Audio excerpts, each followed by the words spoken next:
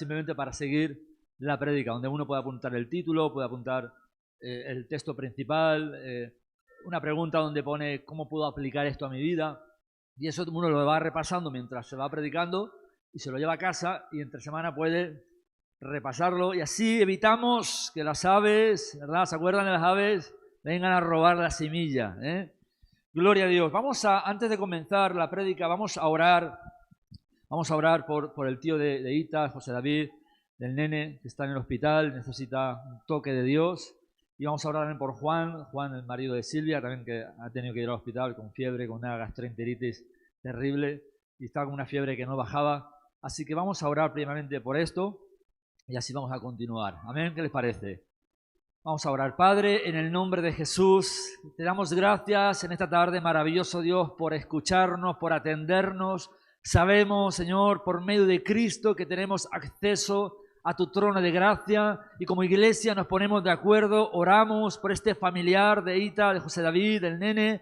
Oramos para que en el nombre de Jesús tu gracia, tu bondad, en este mismo instante, Señor, se manifieste sobre su vida, Señor, ahí en el hospital. Oramos por un milagro de vida, de sanidad, de salvación. Revélate a su vida en este momento. Señor, muéstrate como ese Dios que sana, que liberta, que salva, Señor. Bendecimos su vida y creemos en tu bondad, Señor. Oramos por Juan también y por algunas personas que puedan estar enfermas. Que en el nombre de Jesús, Señor, y por la llaga de Cristo haya sanidad en este momento. En el nombre de Jesús, amén. Gloria a Dios. Dice Romanos capítulo 5. Vaya conmigo, Romanos capítulo 5. Es un mensaje, me encanta. Todos mensajes que son cristocéntricos, que hablan de la vida de Cristo, de lo que Jesús hizo, son tremendos. Esta mañana estábamos en Aspe, junto a mi esposa, Robin, también nos acompañaba.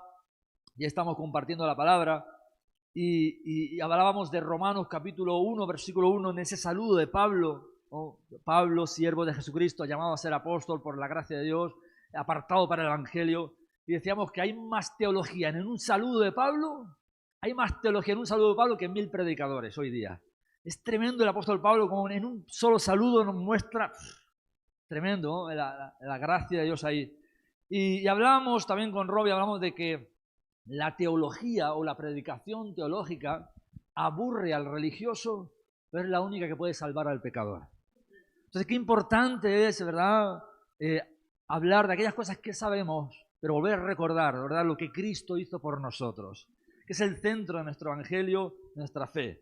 Y Romanos capítulo 5, versículo 1, dice el apóstol Pablo, inspirado por el Espíritu Santo: justificados pues por la fe, tenemos paz para con Dios, por medio de nuestro Señor Jesucristo, por quien también tenemos entrada por la fe esta gracia, en la cual estamos firmes y nos gloriamos en la esperanza de la gloria de Dios. Gloria a Dios por este texto. Dice el apóstol Pablo, justificados. Ahora, ¿qué es justificados? No es una palabra que solamos usar comúnmente en nuestro vocabulario, pero la palabra justificados, que viene del griego dikaio, y significa mostrar o considerar como justo a alguien. Alguien que no es justo, pero se le muestra, se le considera como justo, como inocente en carácter y en acto. Y esto es lo que hizo Jesús por nosotros. Jesús, el justo, por los injustos que somos nosotros, nos mostró delante de Dios, nos presentó delante de Dios como si nunca hubiéramos pecado. Según MacArthur, dice que la construcción griega de este texto, su traducción, subrayan que la justificación que Pablo afirma es una declaración legal que se hace una sola vez y que tiene resultado perpetuo, no un proceso continuo. Es algo que Cristo ha hecho ya. Él ya nos ha justificado, Él ya nos ha presentado delante de Dios como justos. O sea, es tremendo, es la gracia de Dios que no podemos llegar a entender. Es que el Dios Todopoderoso se hace hombre, viene a la tierra, vive en santidad, soporta toda tentación, no peca, muere como un justo, pero por los pecadores, se levanta hasta el tercer día y se presenta delante del Padre para presentarnos a nosotros pecadores como si nunca hubiéramos pecado. Su gracia, su vida, su santidad, su justicia nos la atribuye a nosotros. Y nos da la libertad de poder venir en cualquier momento, en cualquier situación delante de Dios con la certeza de que seremos escuchados. Tremendo lo que Jesús hizo. Ahora, el diccionario de la lengua dice que justificar significa probar algo con razones convincentes, con testigos o con documentos legales.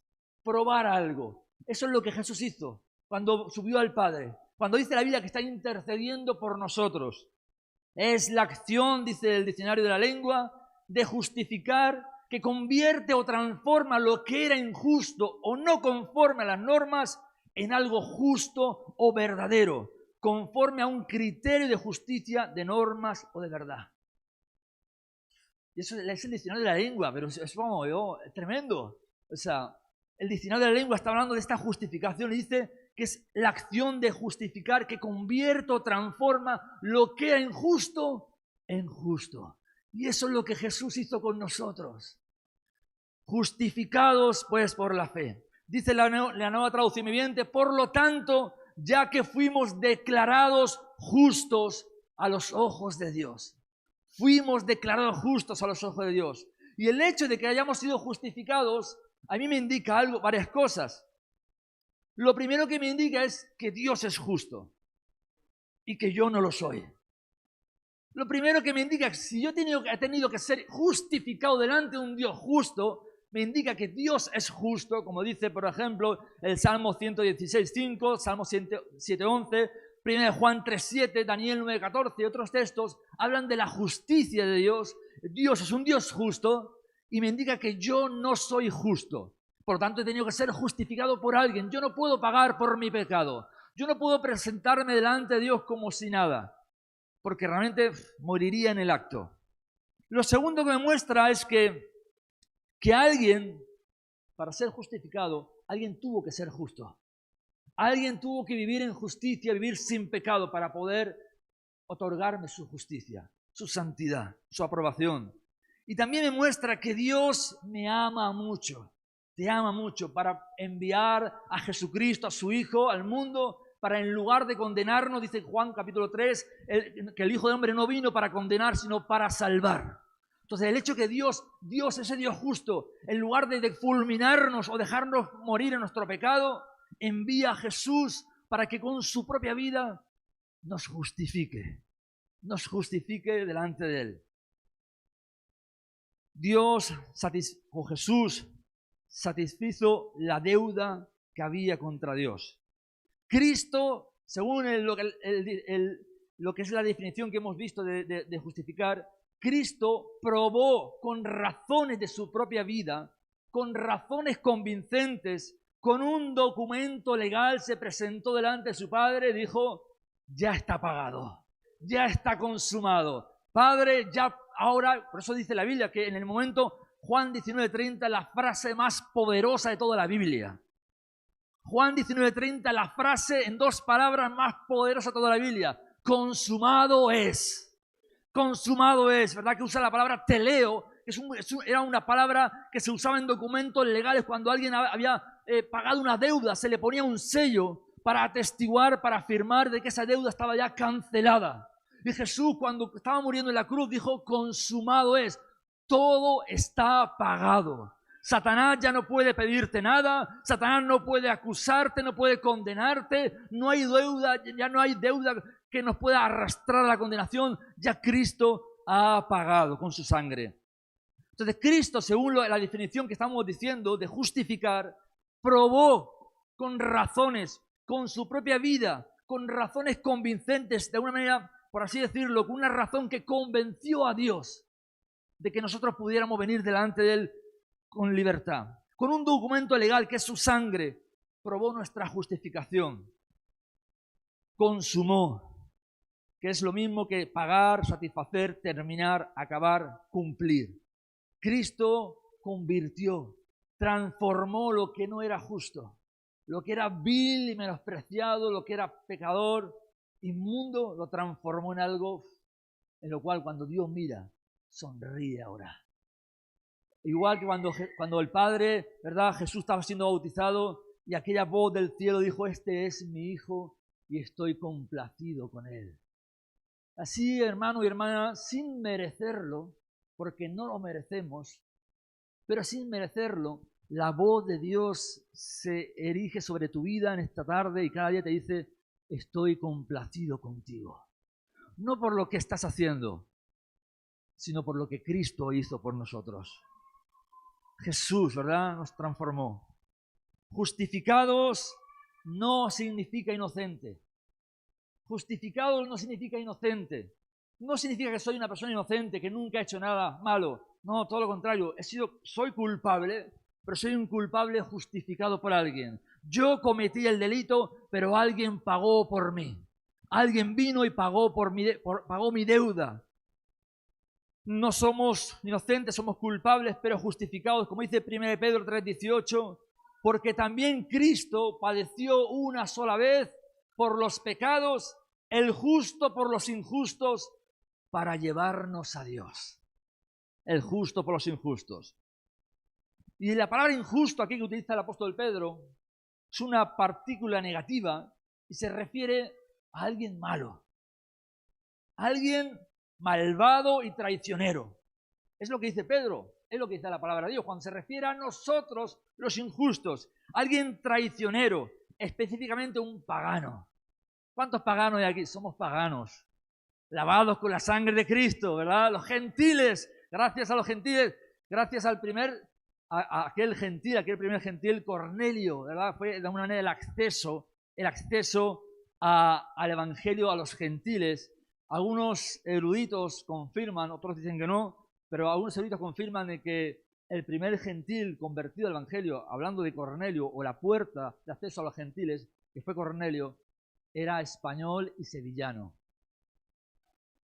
Y usted dirá, ¿me estás quedando conmigo? No. Estamos hablando de algo real. Yo he estado en Sevilla, en la Itálica, un poblado romano, que era un poblado romano de los tiempos cuando Roma conquistaba el mundo. Y dice la Biblia que este Cornelio era de la compañía La Italiana, o La Itálica, dicen algunos, también traducciones, que es lo mismo. Y curiosamente, dicen muchos teólogos, confirman que muchos centuriones en aquellos tiempos le ponían el nombre a su compañía, el nombre del lugar donde ellos habían nacido, donde vivían. Y entonces este centurión le puso La Itálica, refiriéndose a La Itálica, dicen algunos, en Sevilla. Otros dicen que hay otra Itálica en otro lugar, pero los españoles tiramos para nuestra tierra y creemos que es La Itálica de Sevilla. Así que sevillano de pura cepa. Y no sería algo raro, porque en la Biblia encontramos personas que eran de Córdoba, ciudad Córdoba española, que trabajaban para Nerón. Y lo vemos en la Biblia. Hombres que vemos que eran de Córdoba, España, y trabajaban para el emperador Nerón en aquellos tiempos. O sea, que no era algo imposible. Había muchos españoles que en aquel tiempo, en el Imperio Romano, vivían por allí. Cristo vivió esforzadamente en justicia para hacernos justos a nosotros. No fue algo fácil para él, aunque Dios era Dios, pero también era 100% hombre. Dice la Biblia en Hebreos 5:8 que aunque era hijo, por lo que padeció, aprendió la obediencia. No fue algo sencillo para Jesús. No fue sencillo saber con toda seguridad y conciencia, sabía lo que iba a padecer y tener que pasar por ello. Porque si uno no sabe lo que va a pasar, pues bueno, vive feliz, ¿verdad? Mañana será otro día. Pero Jesús sabía perfectamente cada insulto, cada latigazo, cada verdad, cada cosa, cada injuria que le iban a hacer, lo sabía de antemano. Había un sufrimiento terrorífico en él, no solamente por la muerte en la cruz física, sino por la separación con el Padre. Y Jesús dice en la Biblia aquí que, aunque era hijo, por lo que padeció, aprendió la obediencia. Y esa obediencia que él tuvo con el Padre fue principalmente por ti y por mí. Hebreos 12:2 dice, por el gozo puesto delante de él, sufrió la cruz. ¿Qué necesidad tenía Jesús de venir a la tierra y morir en una cruz? Ninguna. Por el gozo puesto delante de él. ¿Quién es el gozo? Tú y yo éramos su gozo. Y es lo que dice también en Isaías 53, hablando de ese cordero que enmudecido, que no abrió su boca, que murió por nosotros. Y dice la Biblia que verá el fruto de su aflicción y se gozará su alma. Entonces, por el gozo puesto delante de él, sufrió la cruz, menospreció el oprobio. ¿Para qué? Para darnos su justicia, para hacernos justos delante de Dios, para mostrarnos delante del Padre como si nunca hubiéramos pecado, para mostrar con convicción, con documento legal, con su sangre, todo está pagado. Ya no tienen que morir porque ya yo, el Cordero de Dios, que quita el pecado del mundo, he muerto por ellos. Eres ese sacrificio perfecto que nos señalaba, todos los sacrificios de la ley del Antiguo Testamento nos señalaba hacia Cristo. Sacrificios que no podían quitar el pecado, pero sí Jesús. Y dice que somos justificados por la fe. Por la fe. No por obras, dice Pablo a los Efesios, para que nadie se gloríe. No por lo que hagamos, no porque oramos más, no porque leemos la Biblia, no porque venimos a la iglesia. Nada de eso, es por la fe. O sea, dicho de otra manera, por la credibilidad, por la convicción, por la veracidad de Dios, por la confianza en alguien. La fe significa esa fiabilidad, ese fiarse en alguien o en eso que alguien ha hecho por nosotros. En Cristo, en su justicia, por su fidelidad, no la nuestra. Entonces es la fe que tenemos en Cristo, en lo que Él hizo por nosotros, que nos da esa justificación delante de Dios. Es el cuando yo creo firmemente en lo que Jesús ha hecho. Por eso dice Hebreos 11:1 que la fe es la certeza de lo que se espera y la convicción de lo que no se ve. La fe es tener una certeza de que alguien pagó por mí. Es la convicción de que no lo veo, yo aún no lo veo, porque a mí nadie me ha dado un documento legal que me diga, eres salvo, tranquilo, lleva este documento al cielo y entra seguro. No hay un documento físico, es una fe que tenemos, una convicción y aún también, por supuesto, un testimonio que dice la Biblia que el Espíritu Santo da testimonio a nuestro espíritu. Hay un testimonio, hay una seguridad eterna dentro que te hace sentir yo soy un hijo de Dios. Entonces esa seguridad la tienes o no la tienes. No sé si la tengo o no, o la tienes o no la tienes, ¿verdad? Hay seguridad de salvación. Entonces, aquí cuando habla el autor a los hebreos de esa certeza, esa convicción en cuanto a la fe, la palabra certeza significa asegurar, confiar, sustancia. O sea, tenemos la sustancia, la confianza, la seguridad de que somos justificados si tenemos fe en Jesús. Y tenemos la convicción, que significa prueba o redarguir. Hay algo que nos redarguye, que nos muestra de una prueba segura de que Jesús murió por nosotros. Romanos 1:17, porque en el Evangelio, la justicia de Dios, su justicia, que la justicia de Dios, como dice en Romanos capítulo 1, versículo 18, dice que la ira de Dios se revela desde el cielo contra toda impiedad de los hombres, que detienen la verdad con engaño. Entonces, dice que en el Evangelio, dice el versículo 17, la justicia de Dios se revela por fe y para fe, como está escrito, mas el justo por la fe vivirá. Así que no hay otra manera de acercarnos a Dios. No hay otra manera de recibir el favor de Dios. No podemos ser aceptados por un Dios santo, justo, si no es a través de Jesucristo. Lo dice en Efesios 2, 8, 9, porque por gracia sois salvos por medio de la fe. Y esto no de vosotros, pues es un don de Dios, es un regalo de Dios, no por obras, para que nadie se gloríe. Así que hermano y hermana, Cristo ya pagó tu justicia. Él ya compró tu perdón. Ya está pagado, ya está consumado. Algunos lamentablemente no lo podrán disfrutar en la vida jamás. Lamentablemente, la salvación, la vida eterna, el gozo, el estar con Cristo, el perdón de los pecados, la liberación del alma, está pagada. Y lamentablemente por la ceguera espiritual, por la dureza del corazón, habrá quien no podrán jamás poder disfrutarlo. Es tremendo, ¿verdad? Y eso nos hace más agradecer la gracia de Dios que ha sido revelada sobre nuestra vida. Porque ¿qué hemos hecho nosotros para merecerlo? ¿Acaso nosotros éramos súper religiosos, buscamos a Dios súper buenos? Yo por lo menos no era así. Y aunque lo fuésemos, por naturaleza éramos pecadores, hijos de ira. Pero es la gracia de Dios que vino a nuestro encuentro, nos convenció de pecado, nos hizo sentir que éramos pecadores, nos salvó. Fue el amor de Dios, el inicio, Él dio el primer paso, Él nos amó primero. Así que hermanos, Cristo pagó ya nuestro perdón, pero es la confianza en ese pago, en ese sacrificio, lo que nos otorga, nos sella la salvación. Cuando yo decido confiar ciegamente en Jesús. Cuando yo le creo a Jesús, cuando dice la Biblia que si confesares con tu boca, si creyeres en tu corazón y confesares con tu boca que Dios lo levantó de los muertos, serás salvo. Hay una confesión pública, pero una confesión no a la ligera, no emocional. Yo estoy confesando, creo ciertamente en mi corazón, Jesús es Dios, Dios lo levantó de los muertos, yo creo en el sacrificio de Cristo, yo creo que es suficiente lo que Jesús hizo, no tengo que hacer nada más, solamente apropiarme del sacrificio de Cristo y eso me otorga salvación. Juan 1:12 dice, a los que creyeron y le recibieron. A los que creyeron y le recibieron, les dio la potestad, el derecho de llegar a ser hijos de Dios. Uno cree en Jesús y lo recibe. Se imagina, ¿verdad?, venir el Hijo de Dios, como lamentablemente ocurre cuando muchas veces vamos a evangelizar, mostrándole a la gente lo que Jesús hizo, y hay un rechazo. Jesús está ofreciéndole la vida eterna. Jesús está ofreciendo la oportunidad de ser un hijo, una hija de Dios, de ser liberado de la condenación. Y la gente ciegamente rechazan la vida eterna. Si intentamos convencer a Dios de que somos dignos por nuestras propias fuerzas, estamos pecando. Si intentamos convencerle a Dios de que somos justos o buenos con cualquier conducta u obra que hagamos, estaríamos añadiendo más pecado a nuestra vida. Estaríamos tratando a Dios como alguien ignorante, como si le pudiéramos engañar a Dios. De hecho, todo lo contrario dice la Biblia, que todas nuestras justicias, Isaías 64, dice, todas nuestras justicias, nuestras buenas obras son delante de Dios consideradas como trapos de inmundicia. ¿Y sabe lo que significan los trapos de inmundicia? ¿Verdad? Aquellas compresas que utilizaban las mujeres en aquellos tiempos para la menstruación.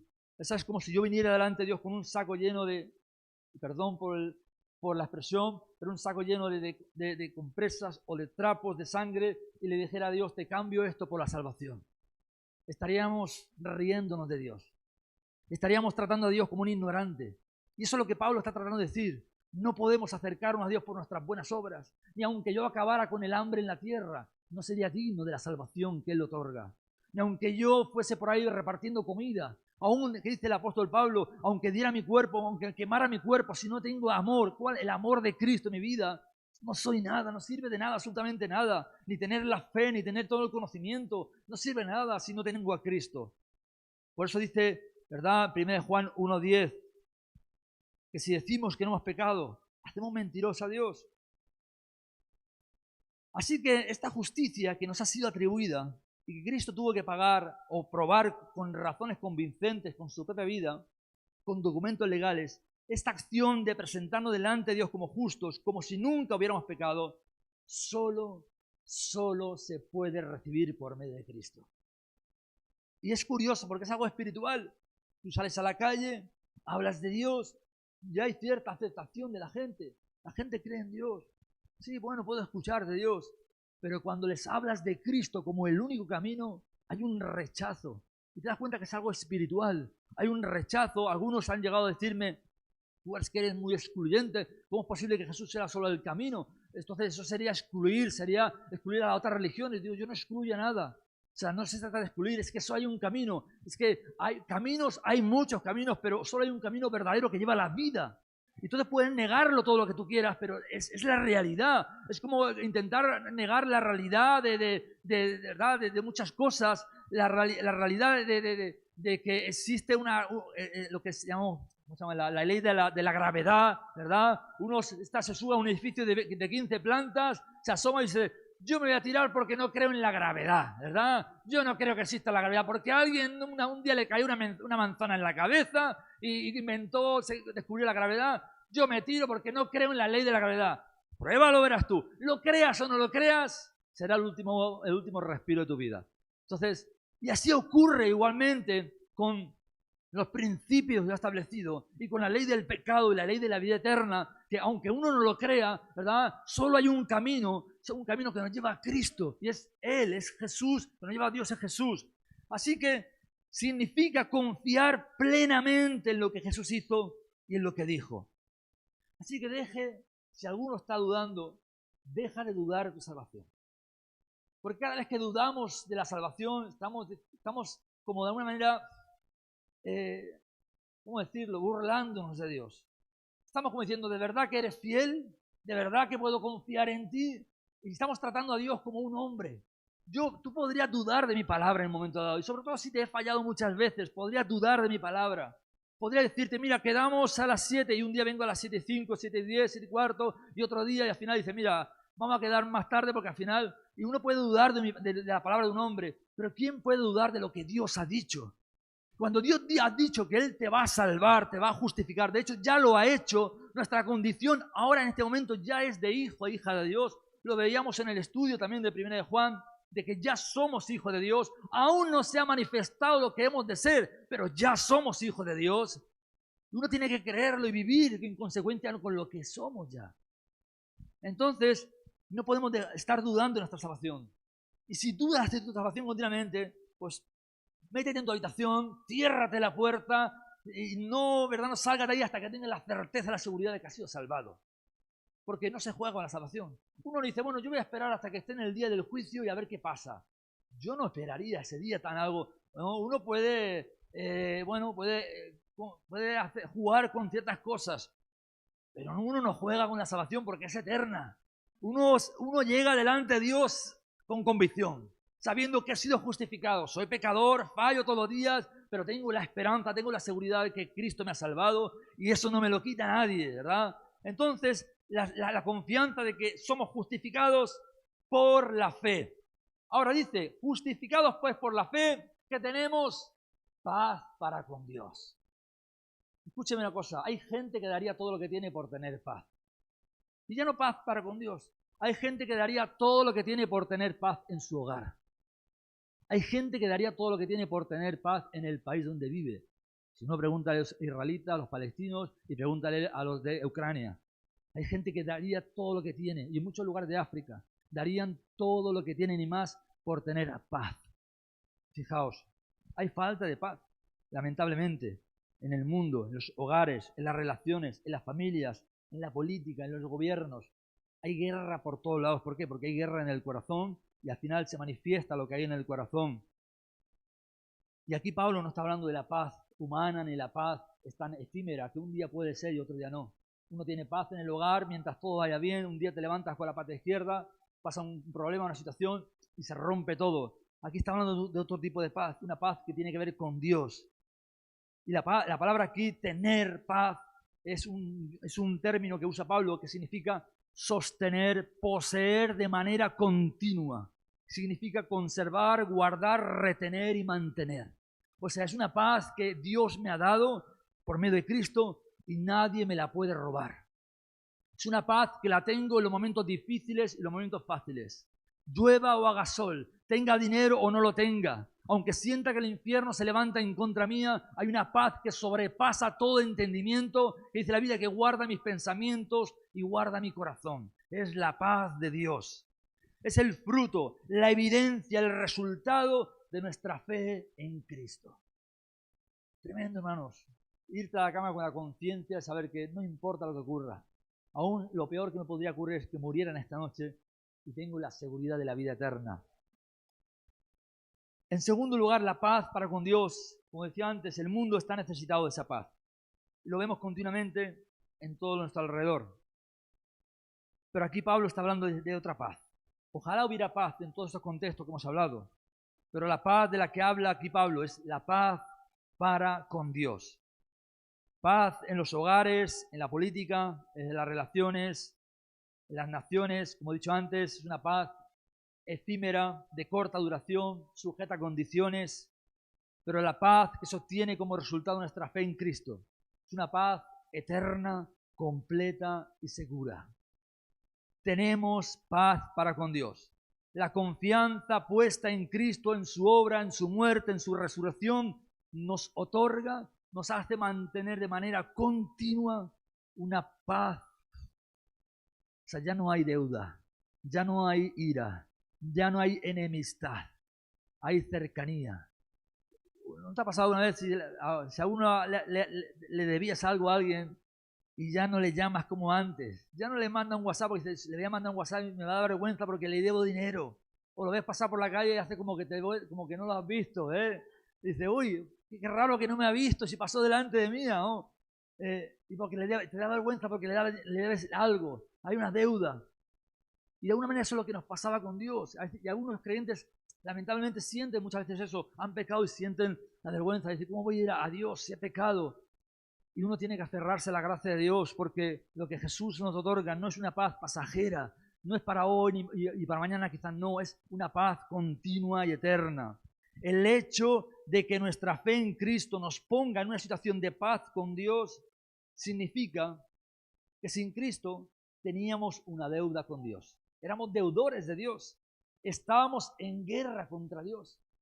De hecho, dice Santiago que la amistad con el mundo nos constituye en enemigos de Dios. La palabra enemigos es la que utiliza para referirse a Satanás. O sea, cuando yo quiero amar al mundo, cuando yo quiero ser amigo del mundo, me constituyo en la misma posición espiritual que el mismo diablo. Es lo que dice Santiago. Mi condición delante de Dios es la misma que Satanás. Imagínense. O sea, es lo que yo estoy decidiendo hacer porque quiero ser amigo del mundo, amar al mundo más que a Dios. Y Dios dice, Santiago, inspirado por el Espíritu Santo, dice que no podemos ser amigos del mundo, en el sentido de amar. Cuando habla del mundo, habla de ese contexto anti-Dios, ¿no? Ese espíritu mundano que no acepta a Dios. MacArthur dice que no es una sensación subjetiva esa paz interior de calma y serenidad. Es una realidad externa y objetiva. Dice MacArthur, Dios se ha declarado en guerra contra todo ser humano a causa de la rebelión pecaminosa del hombre contra él y sus leyes. Entonces Dios está en guerra con nosotros, no porque Dios quiera condenarnos, sino porque el pecado nos separa de él, pero él nos otorga una paz. Dice otro autor, Trenchard, dice que el pecado que provocaba la ira de Dios se ha quitado por la obra de la cruz y gracias a ella el creyente, estando en Cristo, puede gozarse en la presencia de Dios, sabiendo que no existe ya acusación en contra suya, pues el Dios que podría condenar, ahora es el Dios que justifica. ¡Wow! El Dios que ya no dice, ya no eres enemigo, somos amigos, ¿verdad? Somos cercanos, somos familia. Y dice la Biblia que tenemos esa paz para con Dios por medio de nuestro Señor Jesucristo. No hay otra manera de buscar esa paz. No hay paz fuera de Cristo. Es que no hay paz. El dinero no te va a dar la paz que necesitas. Ni la fama, ni la prosperidad, ni las redes sociales, ni el aplauso de nadie. El rey Salomón es una prueba de ello. Este rey Salomón, cuando escribió el libro de Eclesiastés, y lo escribe desde el punto de vista de alguien que ha tenido a Dios y lo ha perdido todo. Lo ha perdido. Y dice, no negué nada a mis ojos. Todo lo que quise lo obtuve. Fuese dinero, mujeres, riqueza, prosperidad. Todo lo que quería lo obtuve. Y me di cuenta que todo es vanidad. Pero está hablando desde el punto de vista de alguien que no tiene a Dios. Si tú no tienes a Cristo, da igual lo que tengas. Dice, alguien dijo, no hay nadie más pobre que el que solo tiene 1 millón de euros. Da igual lo que tengas en tu cuenta bancaria. Si no tienes a Cristo, no tienes nada. Pero tener a Cristo es algo espiritual. Es una sensación de paz que intentas explicarla y no hay manera de explicarlo. Es algo que te llena, que se siente, que se ve. La gente dice, ¿cómo es posible que puedas estar en paz en esa situación, en esa sensación? La paz de Dios, por medio de nuestro Señor Jesucristo. Y cuando dice por medio, esta palabra que podría pasar desapercibida, es una palabra griega que significa atravesar. Significa que Jesús es la causa y el conducto por el cual obtenemos la paz. El conducto, la causa. Jesucristo es el conducto por el cual podemos ser justificados, por el cual podemos tener paz para con Dios. Jesús mismo declaró, yo soy el camino, la verdad y la vida. Y escuche bien, nadie, absolutamente nadie puede venir al Padre si no es a través de mí. Nadie. Cuando dice nadie, usa un término griego que significa ni uno, ni siquiera uno, ni el más justo, entre comillas. Nadie puede venir al Padre. Y dice que es el camino, la ruta, el modo, el medio. Dice, nadie puede venir, acercarse, entrar, llegar, pasar delante de Dios, si no es a través de Cristo. Así que, como dice también Pedro, en ningún otro hay salvación, porque no hay otro nombre No hay otro nombre bajo el cielo dado a los hombres en el cual podamos ser salvos. Jamás nadie podrá ser salvo a través de María, de Buda, de Mahoma, de Confucio, ni de nadie. Solo Jesucristo, ¿verdad?, nos acerca delante de Dios como justificados. Es el único que murió y resucitó, ¿verdad? Y se presentó delante de Dios diciendo, por estas llagas, por esta sangre, ¿verdad?, he pagado. Así que, hermanos, tremendo lo que Jesús hizo. Dice Spurgeon que este texto de Pedro, que ninguno es salvación, expresa una verdad negativa por un lado, o sea que no hay salvación fuera de Cristo, y una verdad positiva, que hay salvación en Jesucristo y que podemos ser salvados. Gloria a Dios. Y dice también Pablo, ¿por quién, hablando de Jesús, por quién también? O sea, ya no es suficiente, ya no es solo que tenemos paz, que somos justificados, ¿verdad?, delante de Él, que ya sería suficiente, sino añade la palabra también. Se imagina que alguien le dice, te voy a hacer un regalo, y te regala lo que más deseas. A ver, ¿qué es lo que más deseas, no? Uno piensa lo que más deseas, ¿no? Uno está pensando en el novio, la novia, esto es lo que más deseo, ¿no? Un coche, una casa, un viaje al Caribe, qué sé, ¿no? Y alguien te dice, te voy a hacer un regalo, y te regala algo, ¡wow! Y con eso ya tú estás más que satisfecho. Dice, no, hay más, no lo esperaba. Y aquí Dios, el apóstol Pablo, por medio del Espíritu Santo, nos está diciendo, no solo Cristo nos ha justificado delante de Dios, nos ha puesto en una situación de paz, ha quitado la enemistad, la deuda que había contra nosotros. Dice, también tenemos entrada por la fe a esa gracia.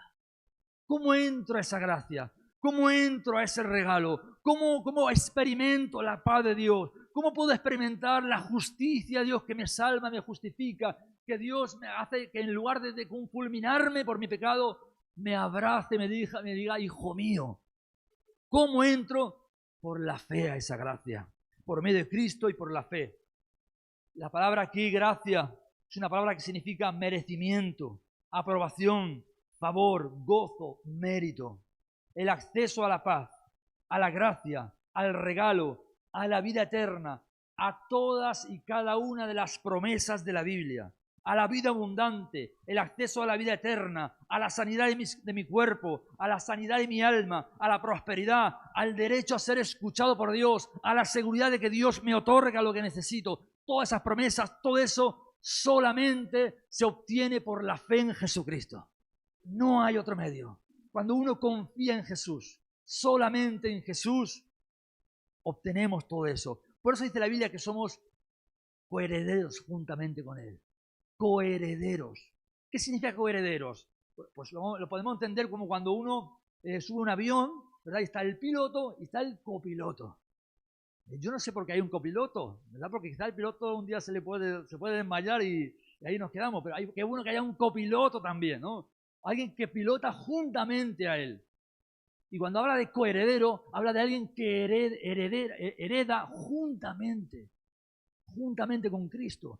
Jesús heredó de una manera espiritual, ¿verdad? Por su justicia, su santidad, su vida sin pecado, heredó el reino, heredó la gracia, heredó la gloria de una manera, aunque Él, evidentemente, es Dios, siempre ha sido Dios, pero el hecho de venir a la tierra y vivirse en pecado, y esa herencia nos la otorgó a nosotros, nos la dio a nosotros por gracia.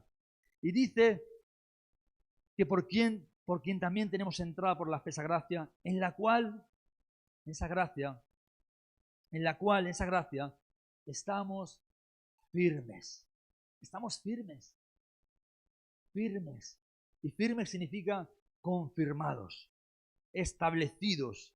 Nos habla de algo que persevera, que permanece en pie, que se sostiene, que se queda. Nos habla de un creyente que ha conocido la gracia de Dios y dice, de aquí no me salgo. De aquí no dejo que nada me mueva. Como Pablo decía, los Gálatas habían caído de la gracia, ¿verdad? Y tú tienes que decir, no, a mí no va a hacer nada caer de la gracia. Que no tendría sentido, sería un ignorante, sería alguien sin pie ni cabeza, el haber conocido la gracia de Dios y querer apartarme de ella. Dice Pablo que en esa gracia estamos firmes, Dice Calvino en cuanto a esta firmeza, que en primer lugar, por la palabra entrada, en esa entrada de esa gracia, muestra que el comienzo de nuestra salvación procede de Cristo y excluye todos los medios por los cuales los pobres hombres mal orientados creen apoderarse de anticipado de la misericordia de Dios. O sea, dice Calvino, y confirma una vez más, ¿verdad? Esto, que no hay otra manera, no hay otra entrada a esa gracia si no es por medio de Cristo. Y el apóstol Pablo sigue diciendo, y nos gloriamos en la esperanza de la gloria de Dios. Dice la Nueva Traducción Viviente, para que entiendas mejor este texto, porque yo te digo a ti, y yo me lo decía a mí también, nos gloriamos en la esperanza de la gloria de Dios. Es una frase para poner en un cuadro, pero yo no la entiendo. No sé qué significa. Y si no lo entiendo, ¿qué sucede si no lo entiendo? ¿Se acuerdan? Viene el diablo y te lo roba. Y te va a tu casa sin entenderlo y sin la bendición de haber entendido algo tan tremendo como lo que está diciendo Pablo aquí. Nos gloriamos en la esperanza de la gloria de Dios. Dice la Nueva Traducción Viviente. Y esperamos con confianza y alegría participar de la gloria de Dios. No solamente tengo entrada a la gracia en esta tierra, no solo puedo vivir como hijo, como hija, en la vida abundante que Jesús prometió. No he venido para que tengan vida solamente, sino vida abundante. Y uno vive en la tierra con vida abundante, ¿verdad? Y no solamente tiene una vida abundante en la tierra, vive como un hijo de Dios, sino que dice, esperamos con confianza y alegría participar de la gloria de Dios. Es lo que decía 1 Juan cuando leíamos en el estudio, que aún no se ha manifestado lo que hemos de ser, pero viene pronto. Dice la Nueva Versión Internacional, así que nos regocijamos en la esperanza de alcanzar la gloria de Dios. Dice Matthew Henry en cuanto a esta frase, además de la dicha que ya tenemos a mano, está la esperanza de la gloria de Dios que se reflejará en nosotros cuando se consume nuestra redención. De forma, dice Matthew Henry, que habremos sido transformados en Cristo a imagen gloriosa del Dios eterno. ¡Qué tremendo! No podemos llegar a entenderlo. Se nos escapa de la mente, del entendimiento. Nuestra mente finita no puede llegar a entender lo que esto significa. Como dice Pablo en otro contexto, también dice, transformados de gloria en gloria. Transformados de gloria en gloria. La gracia, termino con esta frase. La gracia, dice Matthew Henry, es principio y arras de la gloria. Y la gloria es corona y consumación de la gracia. ¿Qué hace la gracia? ¿Verdad? Es un principio de la gloria. Nos introduce en la gloria. ¿Pero qué hace la gloria? La gloria es la consumación de la gracia. Cuando se ha consumado la obra completa, cuando estemos delante de Dios, cara a cara, dice la Biblia, seremos como Él, semejantes a Él. Le veremos tal como Él es y seremos semejantes a Él. Qué tremendo lo que Jesús ha hecho. Voy a pedir al grupo de alabanza, por favor, que me acompañe. Vamos a terminar aquí. Qué tremendo lo que dice Pablo de Romanos. Justificados, presentados delante de Dios como justos, como si nunca hubiéramos pecado. Y como fruto de ello, obtenemos una paz que sobrepasa todo entendimiento. No hay deuda. Puedo venir delante de Dios en cualquier momento, abrir las puertas del cielo, no importa lo ocupado que esté mi padre. Quizás mi padre está ocupado, ¿verdad? Haciendo muchas cosas. Y vengo delante de mi padre y de repente todo el cielo se detiene, porque su hijo ha venido a hablar con él. Él siempre tiene tiempo para nosotros. Y Jesús nos lo mostró cuando Jesús estaba delante de la tumba de Lázaro. Y se dirige al Padre y dice, Padre, yo sé que siempre me escuchas. Yo sé que siempre me escuchas. No te estoy pidiendo que me escuches. ¿Cuántas veces hemos orado? Padre, escúchame. Muchos hemos orado así, ¿verdad? Y oramos muchas veces. Escúchame, Señor. ¿Acaso Dios no escucha? Claro que escucha. Él escucha la oración del justo, dice la Biblia.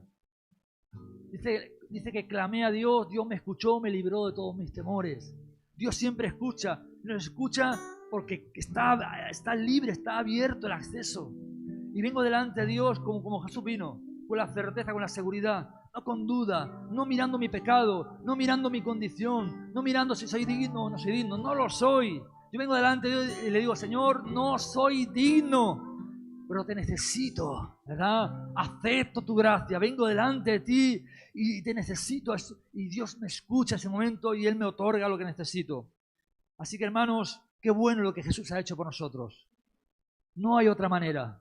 No hay otra manera. No importa lo que hagamos, no importa lo que digamos, no importa lo que pensemos, ¿verdad? Es por medio de Cristo.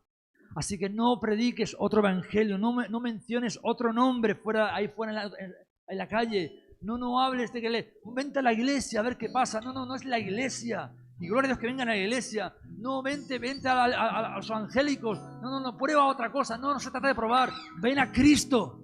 Ven a Cristo y Él perdona los pecados. Él trae vida eterna. Quizás vas a seguir con los problemas. Quizás los problemas van a aumentar, posiblemente, ¿verdad? Pero hay seguridad de vida eterna, hay esperanza, ¿verdad? Hay paz. Hay una paz que sobrepasa todo entendimiento. ¿Cuántos aquí cambiarían a Cristo? Nadie, ¿verdad? Siendo sensato diría, jamás cambiaría lo que he experimentado en Cristo. Nunca, jamás volvería atrás. Pues eso, hermanos. O uno dicen, yo no sé, yo salgo a la calle, no sé qué hablar, no sé qué testificar, ¿cómo le hablo a la gente? Háblale de lo que sientes en Cristo. Háblale de lo que Cristo ha hecho en tu vida. Simplemente dile, mira, yo no sé cómo hablarte, yo no entiendo toda la teología, no puedo responder todas tus preguntas, pero te puedo decir que Cristo me salvó, tengo la certeza que un día estaré delante de Él y Él quiere hacerlo contigo. Y eso es suficiente, hermanos, para decirle a la gente, Dios te ama y envió a Jesús para que tenga la certeza, la seguridad de que Él te ama. Hermanos, ¿verdad? Justificados. ¿Se imaginan? Yo sé que no podemos entenderlo. Dios te ve por medio de Cristo. Te ve como si nunca hubieras pecado. Uno dirá, esto me suena a mí a falsa doctrina, a herejía. Claro que suena, y peor aún. Claro que suena, porque realmente en lo natural no es así. Somos pecadores, somos inmundos, como hemos leído antes, somos miserables. Pero es la gracia de Dios, es Cristo, es el Cordero de Dios quitando, eliminando. Dice que Jesús borró nuestros pecados, dice, y no me acordaré más de sus pecados. Han sido borrados. ¡Wow! ¡Qué tremendo!, ¿verdad? Así que no tenga más duda cuando usted venga esta noche, mañana, cuando venga a la iglesia y venga delante de Dios acusado por el diablo, por su conciencia, por lo que hizo entre semana y diga, no me siento digno de levantar mis manos. O el martes uno dice, yo no sé si levantar la voz para orar porque yo soy un miserable.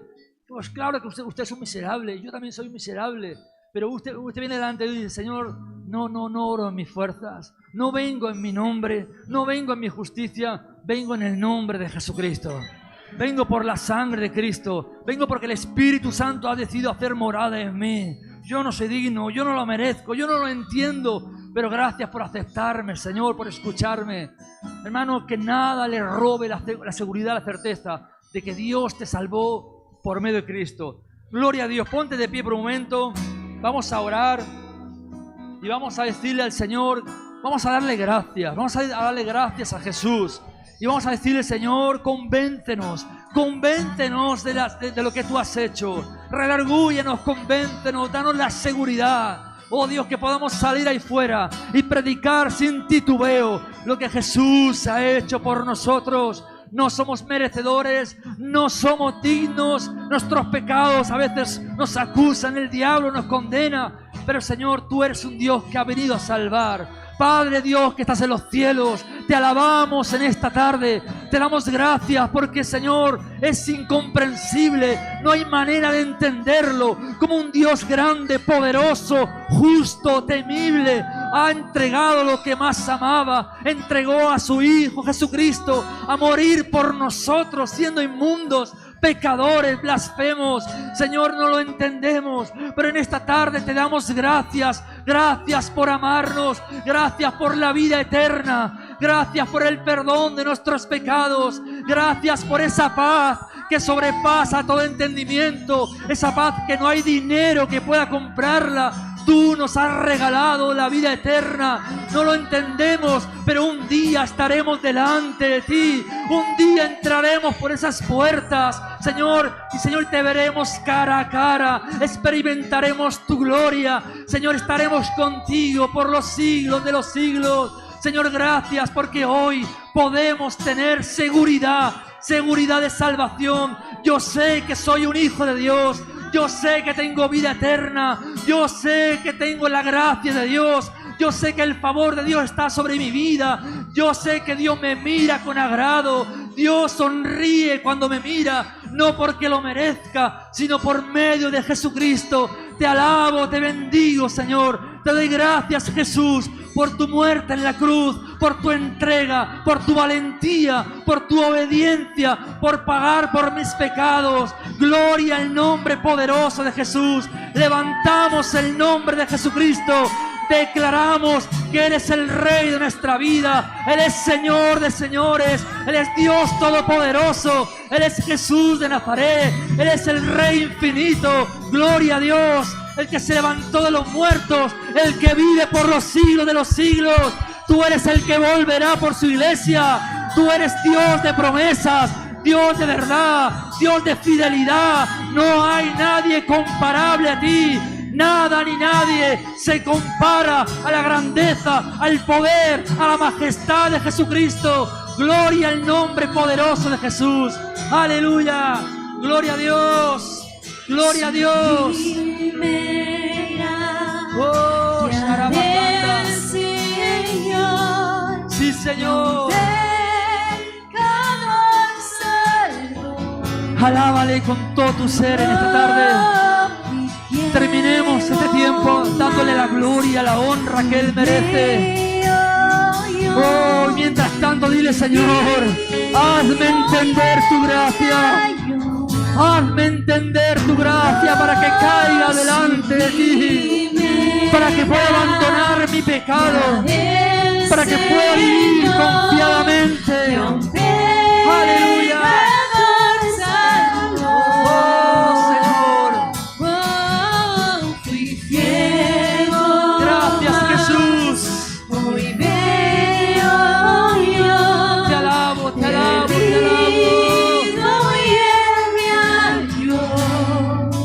Sí, Señor. Ahora puedo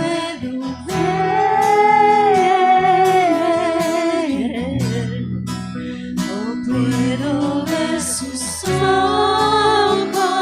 Aleluya, aleluya. Dios está más cerca de lo que tú te crees. Aleluya. Si sientes que estás lejos de Dios, tan solamente habla con Él. Diles, Padre, me acerco a ti por medio de Cristo. Perdona mis pecados. Sálvame. Dame la seguridad de que mi nombre está escrito en el libro de la vida. Oh, borra todos mis pecados, Jesús. Aleluya. Dios es fiel. Gracias, Jesús.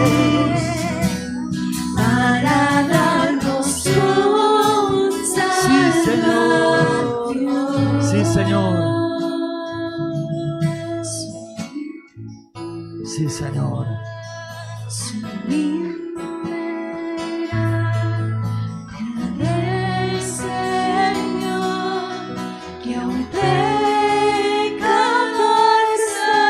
Dile gracias por salvarme, Jesús. Señor, haz de mí un testigo de tu gracia, un mensajero de esa paz, un mensajero de tu amor. Oh, sí, Señor.